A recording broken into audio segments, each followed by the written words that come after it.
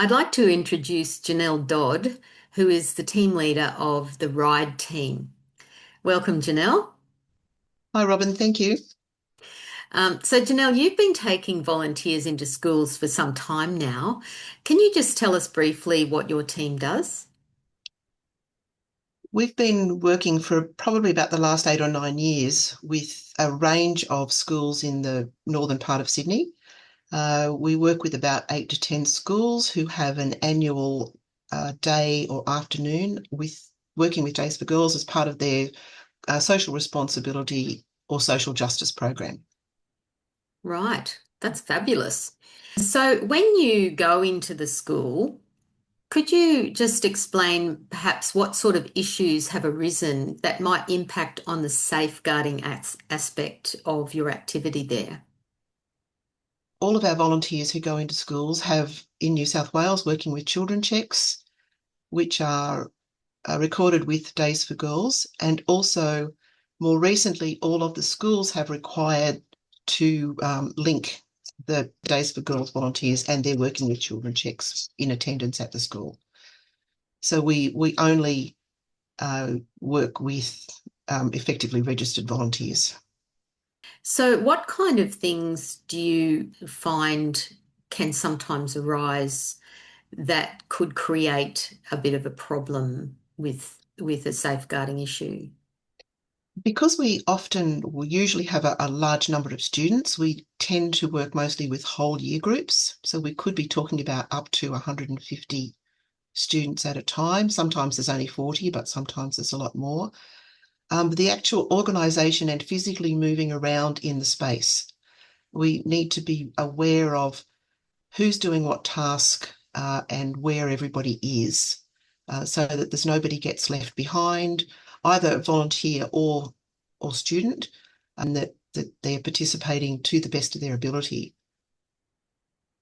As far as personal space goes with the students, what kind of things do you tell your volunteers to be aware of? I think the need to be aware of personal space. The students are not our children or our grandchildren or part of our family, and we need to respect that they have personal space needs that are probably not what we're used to when dealing with teenagers, because the ones Mm. that we usually mix with are related. So to be conscious, to be, I guess, professional about in our dealings with the students. Mm. So I guess that sort of no touching thing is pretty Yeah. important to emphasize. It is. It's still a little difficult because it's a tendency to we all naturally will reach out and say, "Don't do that." Don't do that. There's something wrong here, or do it this way. So we've got to be really cautious about leaning around people, making Mm. sure there's enough space to help and instruct without impinging on someone's personal space. And we don't know what that personal space might be, so we need to generally give a fairly wide berth. Mm. Yeah, so err on the side of caution and Uh, and stay a bit further apart than you might naturally mm. feel yourself is Absolutely. appropriate. Yeah. Yeah. Mm. What about things like getting kids to help carry gear back to the car and that kind of thing? We do try and not single out a student, so that either as a reward or a punishment to help carry or pack up. It's part of what everybody does. Mhm. So to include the whole group or a small group within the whole group, those who've been nominated to help tidy up or pack away. But also, we don't be conscious of not saying to somebody, even if it happens to be the person next to you, can you come and help me do this, which takes them away from the group, Mm. whether that's to move things around or to go and get extra supplies or whatever. To remember to use more than one student. So, would you three students please come and do this, even if really one person could do the job, to Mm. to do make sure things happen in groups rather than individually. Yes, yes, that's a really good point. Chanel, you mentioned to me earlier that because of your involvement at the schools, you then sometimes actually have some of these teenage students wanting to come along to one of your so days. What kind of things do you need to be mindful of when that happens?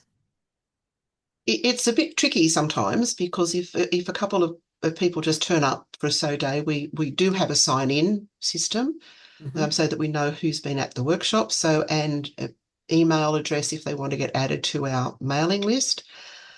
We try to be obviously very welcoming. Young shoulders are really good at doing some of the jobs that our older shoulders are not so good at. But we also don't want them to feel used. We want them to be involved.